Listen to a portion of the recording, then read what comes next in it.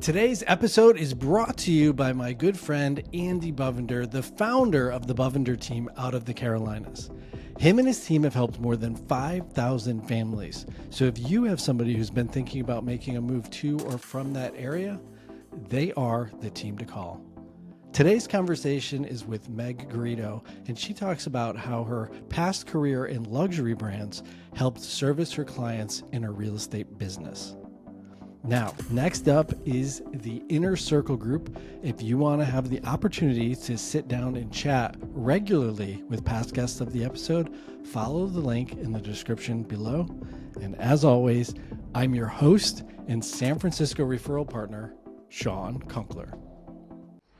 Meg, thanks for doing this today. Appreciate it. Shawn, I'm here. You're here. Let's do it. It's kind of wild. I'm usually booked out for literally months, but then I saw you on social media and I was like, oh my God, I love what you're doing. You have to book. And then serendipitously, I had an open slot way early. And so poof, you're here. Poof, let's do it. What are we diving into? What do you want to dive into? You have like so many cool aspects of your business. Oh boy. Well, just as context, I'm joining you here from where ladies and gentlemen serve ladies and gentlemen at the Ritz-Carlton in Bachelor Gulch. So this is it's stunning. You know, my views here are pretty epic with the mountains, and just the valley is just such a stunning scenic place to be able to sell real estate. And amazing. The truly really fun part about it, something incredible has had to happen in someone's life for them to come here and buy. And that is such a game-changing factor to selling real estate in a resort market like this. It's so fun. It's such an elegant way to say that, for starters. But I think the way we choose our language, it always alludes to just the way that we're looking at life. So it's interesting the way that you framed that.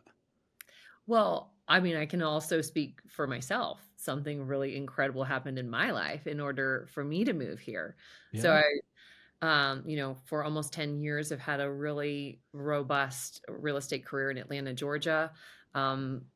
So blessed and thankful to have such a wonderful team to be boots on the ground when I'm going back and forth between both markets. And I just have had such a wild real estate ride, but a successful, fun one that then led me here to where I think I somehow manifested to be out west when I was younger. But it's happened now. So it's truly a treat. That's really cool. So I want to kind of unpack that, because that's one, it's really hard to build a business. And then two, to not walk away, but to relocate yourself and then start something brand new somewhere else. So let's kind of talk about the early days in Atlanta, which your accent comes peeking through every once and again. I'm going to sneeze. I don't ever sneeze. It almost happened. Okay. Sorry. Let's try that again, Shawn. No worries. That's what editing's for. We'll just clean this up and then keep it. Definitely include that. We'll just have when we do the still shot, it'll just be of your eyes and face getting ready to sneeze. Yeah, that'll be good. Let's start with, how big is your team in Atlanta? So we have a wonderful, fierce, mighty group of 4. We have a wonderful person that literally is the wind beneath my wings. Her name is Amy. She's our executive assistant and also does all things operations for us. Our clients love her. She's so good with people. And then we also have Neil Hediger, and Neil is a wonderful broker that's actually had a wonderful background in finance. So he really understands the inner workings of that mortgage piece, the finance piece, and is a delight to work with. And then we have Adrian, who is really skilled in the marketing world. So there's 4 of us. Wow. I mean, that sounds like you kind of hit all the different major avenues of the business to keep it moving forward. The 4 quadrants that make that thing go. Yeah, that's hard. I mean, it's hard to not only have those people, but then to have them have the right skills so it can go. That's a tricky. Have you been completely neglecting your newsletter, social media, or any of your outbound marketing?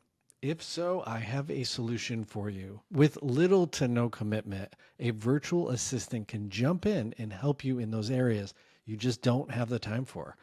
For more information about hiring a virtual assistant, go ahead and follow the link in the description below. Well, I'm actually glad you said that. One thing that I learned, from a lot of failure was Mm, putting the right tushes in the right seats. So we have a really strict, I guess you could say, policy on how we bring people on, and it's to serve them. And we yeah. make sure that they do a lot of profiling and answering a lot of questions so that we understand where their gifts and talents lie, and then also where they want to go. We are like, what is the goal? Where do you see your career going? And we want to honor that and we want to support that. So it's worked. Of course, there's been failures along the way with some people that were incongruent with where they were and where they wanted to go. So Yeah. you live and you learn in this thing we call business. Yeah, I mean, I think that's one of my big key takeaways from all of these amazing agents that I've talked to is they have this keen ability to observe and then just notice things. And they Mm. notice when it's not right or it is right. And then they continue to do more of the thing that is right and stop doing that thing that isn't. But finding, I think for starters, knowing the need that you have Sure. specifically is where people usually fall apart. They It's so fun, overgeneralize it. Sean. What's That's that? it. That's funny that you say that. I think that's people overlook that. The Yeah. first step is actually having an awareness as to what you need. And a lot of people they'll think, "Oh, I just need more salespeople," and that's the key. It's rarely that's the case. Yeah. I'm sure you can attest to that as well. Yeah. I mean, I'm on the same page with you. I think when you start adding salespeople, but there's no system to follow, you just have 10 people literally doing 10 different things and zero repeatability for the client experience. Yes, that is right. It's And like it's just yeah, and it just all, it'll compound and it gets out of control. That's that I would say is the biggest mistake on the other side that agents make is the first hire. They try to find somebody who's like them. I'm going to partner with this other agent who's awesome at selling. And now you have two people who have their own way of doing it and you have right. zero system bridging the gap. And Yes. so really you need the system first, the ops person. And I always describe it as I always try to find, like, I have the list of things I love and I have a list of things I hate, and my list has to match opposite, like yin Yep. and yang, as to they love all the things I hate. Yep. and and Exactly. and that's where the relationship bonds, and it's like, holy cow, this is, now we're firing on all cylinders. Hey, real estate pros, be honest. You know you should be using video, but maybe you feel awkward, don't have the time, or just aren't seeing the results.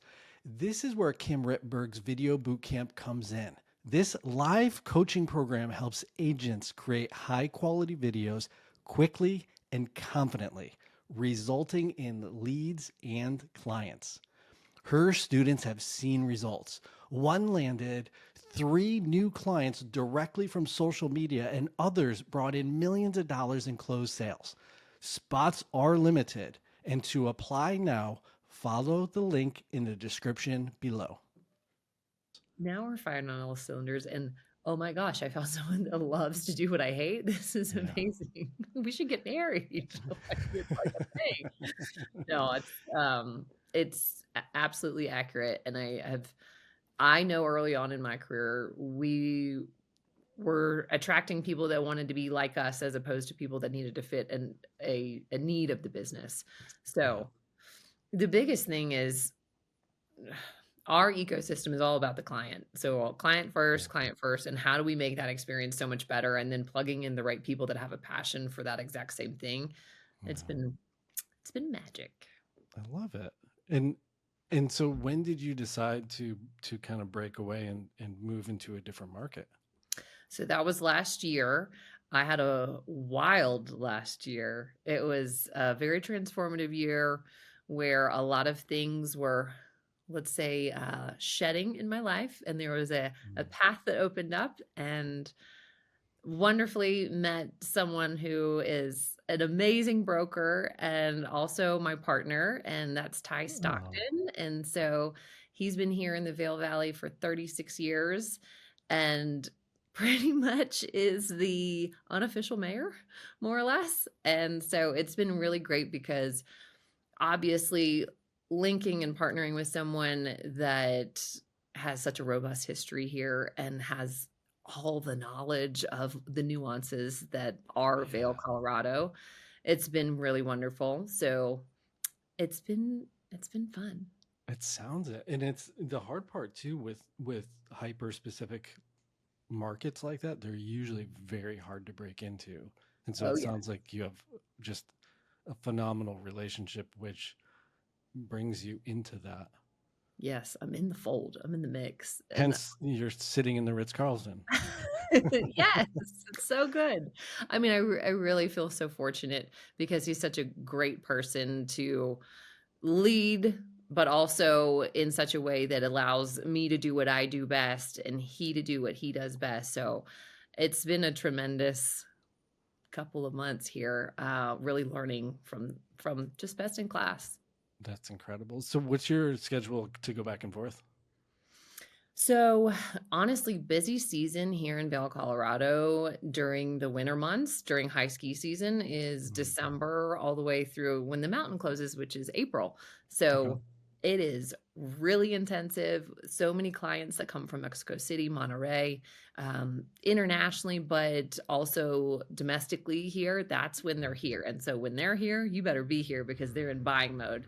So, Yeah. it's pretty intensive. So, I'll go back to Atlanta probably the end of this month, and then a little bit more frequently through the summer, um, and just as needed. Really, it's fun to be able to bounce back and forth, but it's when it's needed. The great thing is I trust my team so much back in Atlanta. I mean, that's golden right there. The trust component. If it's Yes, there, then the breathing easy at night just it comes with it, which it is does. It comes with it. um so are you currently facilitating transactions at all in Atlanta? Yes. So, what I do at a high level is I've had these relationships I've built over the past 10 years, Mm. um, just in real estate, but even beyond that, in my world that was before real estate in high luxury fashion. So, Christian Dior and Prada, that was beforehand. I have a ton of people that it's interesting. They're still part of the fabric that helps make this real estate thing go. So, I am negotiating on behalf of my clients, Mm. sourcing off-market properties for them as well. But really, the team back home is boots on the ground assistance. Wait, so say more about the fashion industry. That's such an interesting transition to this. And additionally, yeah, just say more about that. I'll say more about it. Say more. So, I out of college, it was a rough go. I went to Clemson University and moved to Atlanta with stars in my eyes, thinking, "Oh my gosh, it's time for the big leagues." And it was 2009, and we all knew where the economy was at that point. So, Scary. scary, scary times. And I kept getting rejected from a lot of job offers. Finally landed at Michael Kors. That was my first job out of college In and Atlanta? in Atlanta. I didn't know that was such a fashion hub. We got to take Yeah. you to Atlanta. It's Yeah, it I is don't I mean clearly I don't know that world. it is good. I mean, we have every major fashion brand in Atlanta, Georgia. It's continued to grow so much, but Michael Kors was first. And interestingly enough, my boss at the time, who was the store manager, she was being secret shopped by a recruiter from Prada.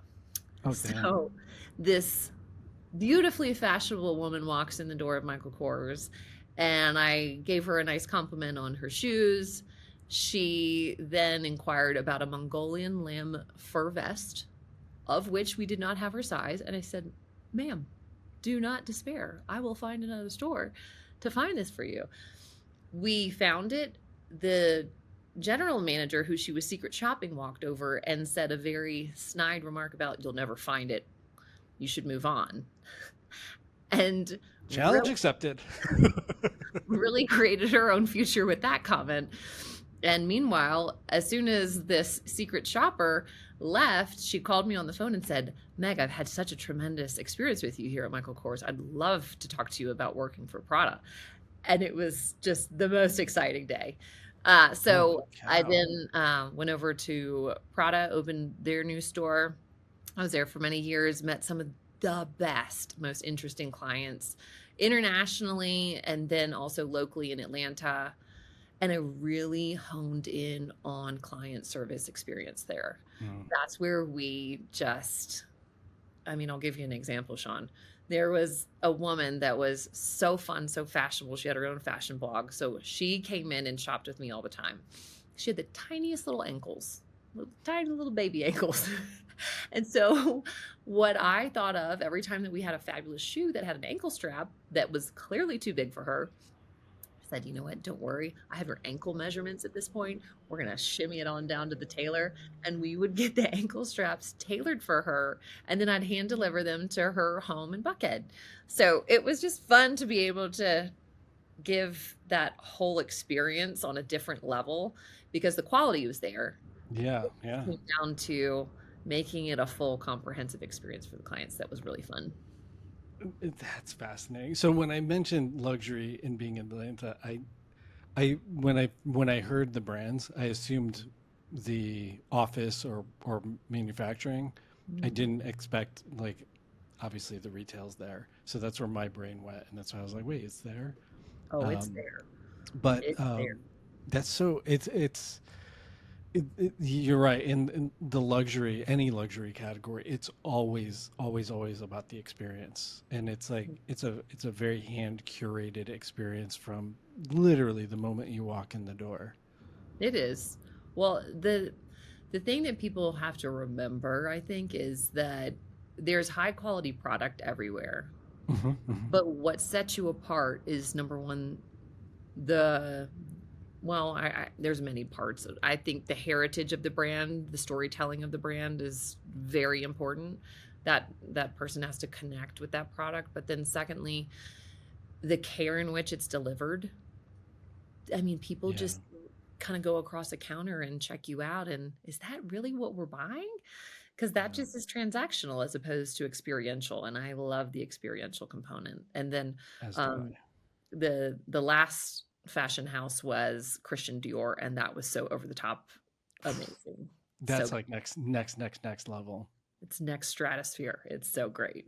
That's amazing. um I know it's not luxury but they do really well with packaging is Apple. And I Yes. recently heard that they do this. If you when you try to open the box, the inner and outer sleeve fits so perfectly that it has to slow you down to open it and it's to slow your experience. I like that. I like that. And That so is I love like details like that. I absolutely love it. I love, and additionally, I love the heritage. And I mean, I joke about it all the time. It's like a $20 watch will tell the same time as a $20,000 watch, and it's not the time aspect that you're then buying into. You're buying into this whole ecosystem of experience. yeah, experience, story, and meaningfulness that that person connects with the product. If Yeah, your great grandfather had a Rolex watch that you always loved, his Submariner, and you had always dreamt of having one yourself, that's part of the story. hundred And I percent. think that's what's honestly so cool about real estate too, is being able to tell the story of the home, tell the story of, the gifts that certain owners have given the real estate that they're then transacting with. I Yeah, think about that. I think that's really fun, and it's really what connects people because it's a home. It's so different because it's a memory. It's again an experience, and then you think about all the different hands that have come together to yeah. curate something like a home. It's so true. And you gave me a great memory. My mother, when I was in my teens, was dating this guy whose brother gave him a yacht master. Mm. And I remember being young and just being like, wow, like there was just something very special. And then all through my 20s, it was like, I really like that was my dream, was to have a Rolex because of Yep, that moment, that experience. And that's it it. just, it like, it just sticks with you in a whole different, just a different way. It does. So, okay, that makes me think, what is your favorite part of your real estate business? It's funny that we're talking about luxury, but one of the things that I encourage my team to do often is go luxury shopping, go into the stores Mm. and really take mental note of the experience, the follow up. Um, about a year and a half ago, I bought a new vehicle, and it was the experience was great. And then the follow ups afterwards, I would get texts from the person who helped me purchase it. And just like, hey, it's been 1 month. I hope you're still enjoying it as the first day you drove off the lot. Or it's been 6 months.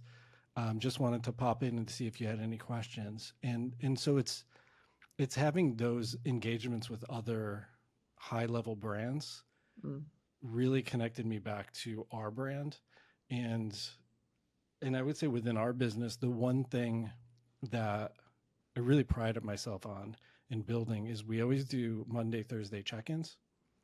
And we have a 107 step list for listings, for example. And we keep track of where everything is on all the projects simultaneously.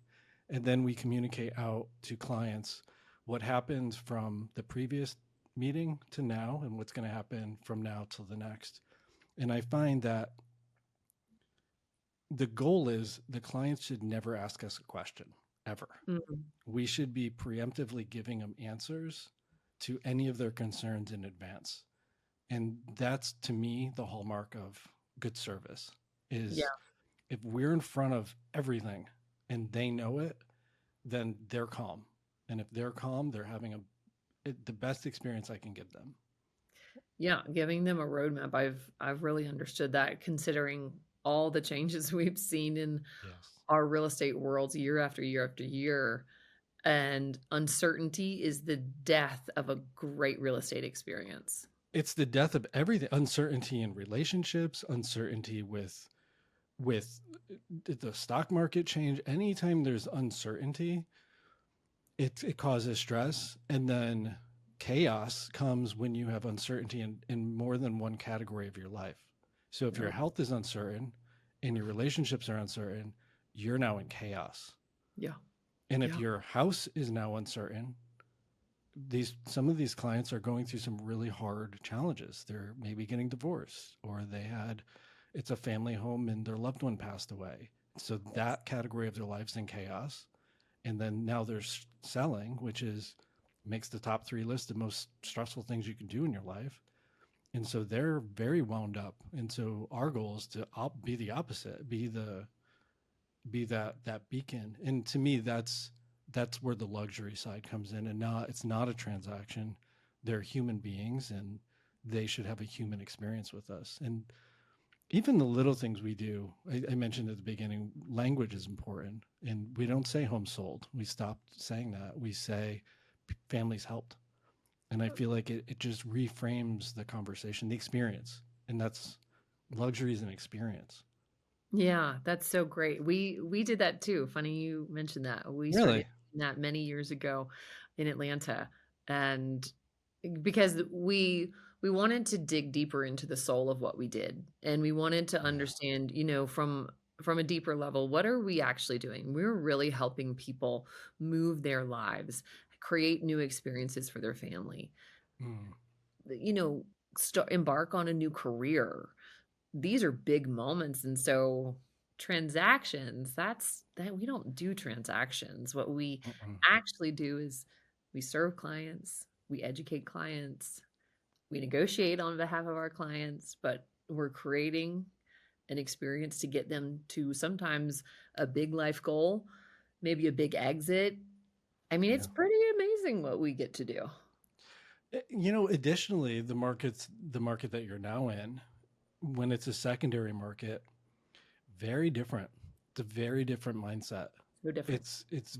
It's just they've had advisors around them often. And so they expect advisors. They do not expect a transactional experience. Right. They typically have a good net worth. They've earned their place in the world, and there's a level of expectation that comes around who and what experience is coming with it. I couldn't agree more. I love that though, because if you really think about how so much of real estate can be so cut, copy, paste, I think what's Yeah. exciting about this and what actually always attracted me to the Christian Dior's and the Pradas was that this is next level. This is not what you can find in a textbook. This is, oh, guess what? Did you know? I actually just went into that house. I understand that they're having an event and that's why they're transacting. And that could be very beneficial to you, buyer client, because I understand that you're having a life event. And it actually seems as if these timelines are overlapping to a place where you get to get in for Thanksgiving that I know you've dreamt of having here in Bachelor Gulch, in this amazing space that you get to now create memories where it's not about the dollars and cents, honestly, so much, Shawn, here. It is about the lifestyle and about creating family legacy and about creating a space of reprieve for so many of these really big, CEOs, a lot of financial people that have come from very stressful worlds to just enjoy. Yes, 100%. They want the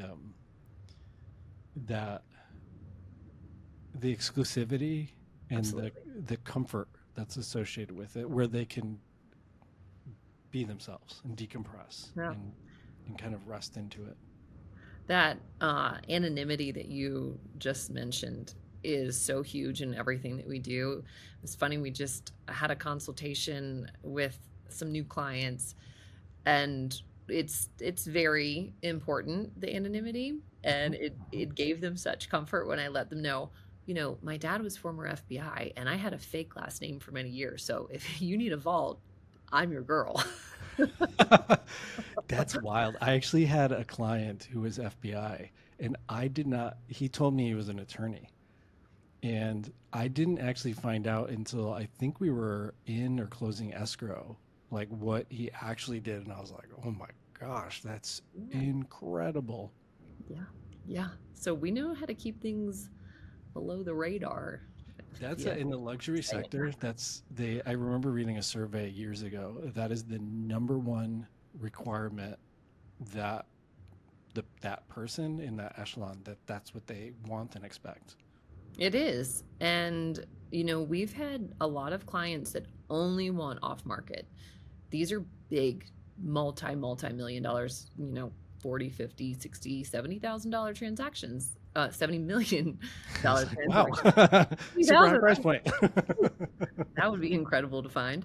But, they need to know that they are not going to be splashed all over the Wall Street Journal. They need to know that we can covertly transact and keep everyone protected in that transaction.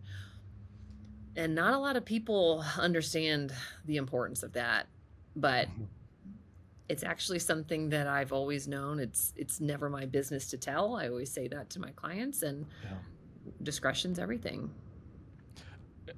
Yes, I could not agree more. I've had my own experiences, and I've talked to plenty of agents, and more often than not, they won't even tell you who they've worked with, because it's just the good ones, the really good ones, or the financial advisors who have introduced me to people. It's like they will be like, "Please do not repeat this name." Absolutely. And you're just Don't like, repeat it, and mom's the word. Your best. So you're no stranger to NDAs, which is always fun. Yeah. Oh yeah. I love a good NDA. We just pass them across the dinner table. It's great. Yeah. Before we start talking, can everybody just go ahead and sign this? Just have That'd be one great. document for everyone to sign. With that's so I love that whole aspect that you actually came from luxury and then moved into luxury. What were some of the big things that you learned from that experience? Well, discretion, definitely one of them. Uh, just I love thinking of, we called it the Trafalgar in French, and it was the unexpected. And so I'll never forget, it was actually my first transaction in Atlanta. And these were clients that actually were relocating from Alaska. Wow. And they had an exciting new job that they were embarking upon. And there was a house that I had toured, and I always make sure I'm always looking at property. I know what's on the market, off the market. I've been in it. I experience these homes before my clients do so that I'm well educated. And this was, I think, our fifth home to see that day. Mm. And it had these awful countertops, and they were just rubbish. They were bad. And I knew that they hated them because I had mentioned this home to them and they hated it and didn't even want to see the home. I said, "Look, you're getting in my car and I'm taking you to this last one. Just trust me." They loved the house. And how easy is it to change countertops? I've got so many contractors to help put your beautiful Calcutta marble if you'd like. But it was that unexpected thing where I'd already been in the house. I knew the sellers, what kind of timeline they wanted, what kind of Yeah. terms they wanted, and it all came together. And it was really exciting for me because, I mean, almost 10 years ago, a first transaction that was at $1.25 million was like, yes, all right, we did it. Love it. So it was the unexpected. I love the unexpected for my clients. Yeah, yes, I completely agree. I mean, but to go back, that's agency. It's like you know, you've had enough conversations with them and you've listened to really what's speaking to them, and then Sure. you kind of put them in the car and like we're we have a few minutes. We'll just check this out. I think Right. it'll be worth the viewing. Yes. And having them trust you, that is so big. And That's having them huge. feel safe with you and having them know that you know everything that's on an FMLS sheet or a market sheet, Yeah. that's not important. It's everything outside of that. That's what's important. And putting those pieces together and seeing how this domino affects this domino affects this domino, and then making it all work together. It's like Yeah. magicians. It totally is. And it's like knowing that all of the psychology that's happening behind the scenes, and also knowing, well, let's say when it comes to offers, knowing how many offers that other property had and what the bidding was like on that property, which gives you a clue to what's happening in the market. And I feel like with the decoupling of the commissions, there's now a huge, massive divide happening between transactional agents and the experiential, and the ones who are creating those moments and making that magic happen. Those I feel genuinely are the ones who are going to thrive in this new market, in this new world that we're in. Well, it's funny you bring that up, Sean, because interestingly enough, I am kind of notorious for this. I have never once discounted my commissions. And the reason being is I know how above and beyond I go for my clients, and I make Yeah. sure that they understand why they're hiring us. It's not just me, it's my incredible team. Yep. And all the different ways we've served our clients by negotiating so well on their behalf, by getting them multiple offers, by getting the terms that they need, the timelines that they need. So you're not you're not too worried about paying a full compensation Mhm. when you understand the service level. So we're really big about the service level. That's my value pitch is I only talk about the service and the experience that they're going to have, whether it's buying or selling. And similar to you, I not only don't discount my prices, but I actually charge more than the average, because if we're talking about handbags, they're not all the same. They're not all A the same. Dior is not going to be priced the same as the Walmart special. They're not It's all just made not. this way. Okay, Shawn. Right. But like technically speaking, it holds the same amount of stuff Yes. as something else, but that's not the thing that the other analogy I always give my clients is all the seats on the plane will take you to the same place, but the experience in first class is vastly different than the last seat on the plane. This is true. And not only that, but the company you keep in the first class seats, that is also what you're paying for. And Well said. yeah, I've met some of the best people on my first class flights, people that I am so dearly tied to, and great friends and mentors. And yeah, it's the circles. You want to be in the Yeah. good circles with the people that care the most and provide Yeah. the most. Yeah, I had a really good friend years ago who always said, "Water seeks its own level, but so Mm, does mud." yeah. And so choose wisely. Choose wisely. You don't want to get stuck in one. Yeah, yeah, exactly. You can swim in one, the other one's just going to literally hold you in place. You're just stuck. But it's funny. The reason I actually reached out to you initially was because your social media. It's so well done.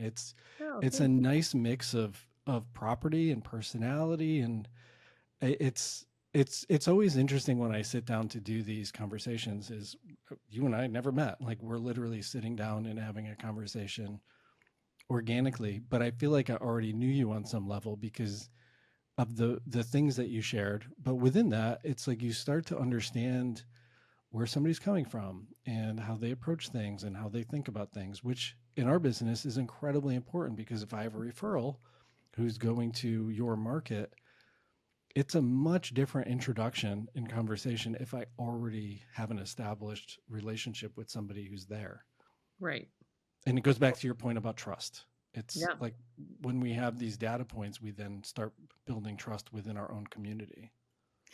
Yes. And the fun part about it all is who you attract in regard to the real estate advisor world, market to market. So San Francisco to Vail, Colorado.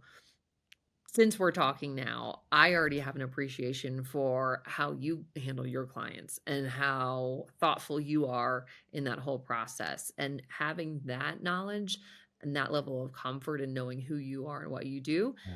that serves me as the Chuck Woolery of matchmaking when it comes to our clients, because that's what we're doing. We're matchmaking all day long.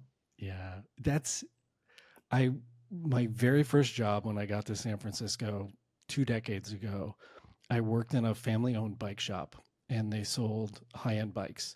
And I was asking, and this was like I was still new to sales, I had some natural abilities, but I was still learning it. And Kenny was like, "Look, you're just playing matchmaker. They have an idea in their head. You have to understand what it is, and once you do, you can match them with the right product."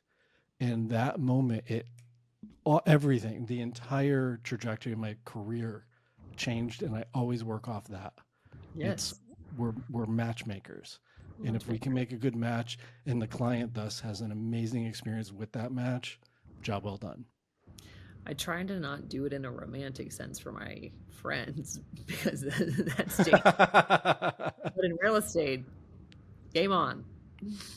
Exactly. I don't think I've ever matched friends Yeah, I ever. don't get into those muddy waters. Those are muddy waters. Let's go back to your commissions, though. I think that's an interesting thing that you shared about not discounting it. How do you hold the line? Well, so obviously it's always a conversation with the client and having them understand what we do. I am so robust on those consultations that we have with clients. We want to make sure they understand completely what they're getting. Why are you trusting us with sometimes your most valuable asset? Why are you giving us the insights into your finances, your familial status, any kind of big life events that are happening within your world. Why are you going to trust us with that?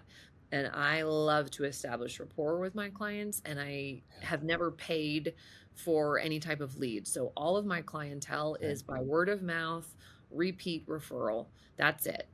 And so because of that, I think there's already a level of embedded trust. And so we lay the groundwork as to your point, Shawn, that step by step. So we have 97 steps. So you've got us beat by a few. So I need to know what the ones are that we're missing.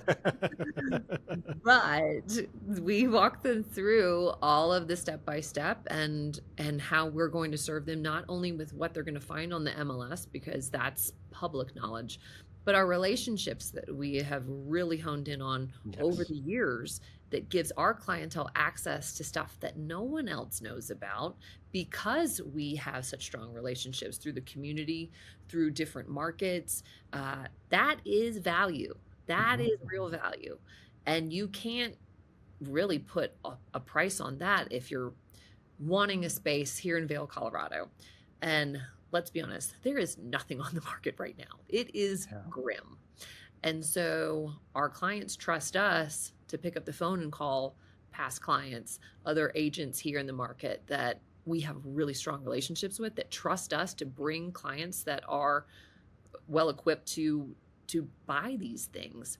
So it's that whole ecosystem that our clients trust us with, because we do a really good job of explaining how that's worked for our clients in the past. Nice. Yeah, I'm so curious what your list has, because I'm sure you have things from all of your past experiences that mine actually doesn't have. Yeah, we're going to have to compare notes. But what's interesting from doing this podcast is most top performers, one, have a list, and then two, it ranges anywhere from 90 to 110 steps. Sure. Yeah. Which is kind of like the natural, which I haven't ever compared lists, but I think it really just comes down to hyper-local or something specific that's like statutory within markets. Yeah, that's probably right. I think honestly my favorite thing to talk about though is off-market listings. Yeah. Those are so much fun. They totally are. Yeah, it's like, oh my God, I got this like amazing secret and I'll show you. Like, come check it out. I've got the only set of keys and I can get you in. It's like the bouncer that has the velvet rope. It's like, none of y'all, but just you. Just you. That goes to the exclusivity for sure. Exclusivity. And I think right now, literally in our back pocket, I think we have about $86 million worth of off-market properties that our clients are pretty blown away by. I mean, we'll literally get in the car with them and say, what do you think about that house, as we're driving through small little pocket neighborhood and niche little areas? What do you think about that home? Oh, I'd be interested. Okay, let us call them. That's the experience that people keep coming back for, because they know how valuable that is. That's immensely valuable. It's not dissimilar of calling that favorite client of yours and saying, hey, this new bag that only 2 are getting shipped to the US and I have access to it and I'm calling you first. Are you interested? It's that experience. That's the agency experience. Like, that's the not transactional. You can't just walk in and pick it off the shelf. It doesn't exist for anybody. It's like buying a Rolex. Like, get on the wait list and good luck. 3 years later, good luck. I know. It's knowing the right people. You got to know the right folks. It goes back to the network. You got to have the right people around you. Yeah, you do. It's fun. We get to have a really fun job, Shawn. We're really lucky. And we're also, I mean, I think luck is always, it's a combination of hard work meets timing is really what luck is. And it's through the consistency of that. But yeah, I mean, I evolved into real estate in San Francisco, and it's just such an incredible place to trade properties because they're all unique. It's a small city. There's not a lot of square footage. So to know where those off markets are and know where those opportunities are and really identify the clients it's a very unique and special, it's a special place to do it. Yeah, it is special. I think what's happened in San Francisco and following that market for the last, I don't know, decade has been really interesting to see, and how other markets are now really in that whole tech space and what that's done in Mhm. pricing and demand there, and these new markets that have emerged.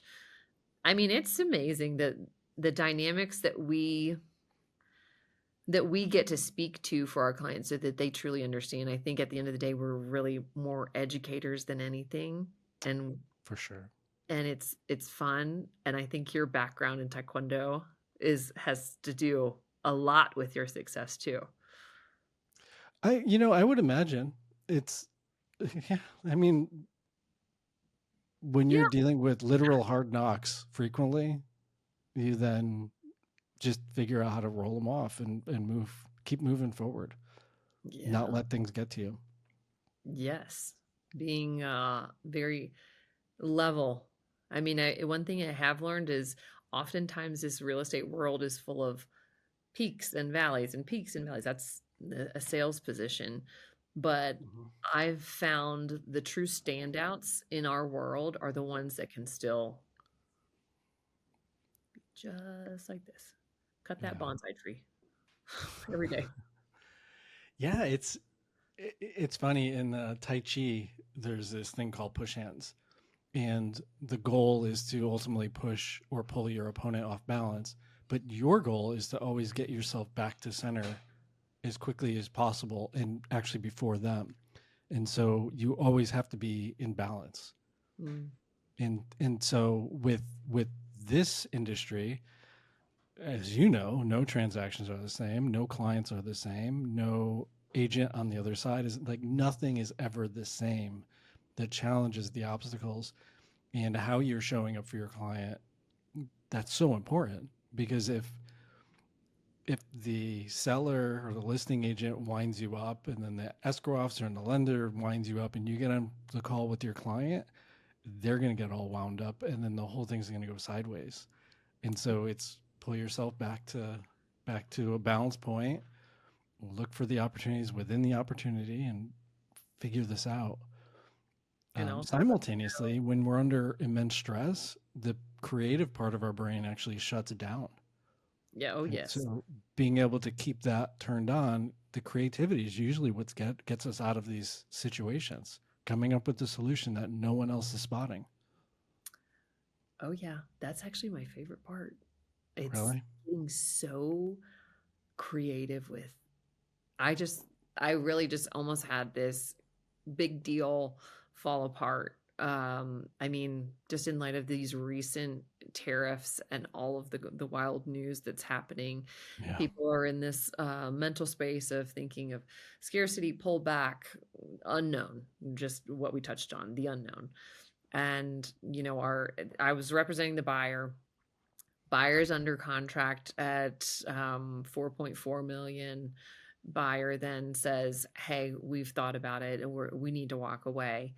And I said, "Okay, let me think here. What's really going on?" And I wanted to have that candid conversation with my clients.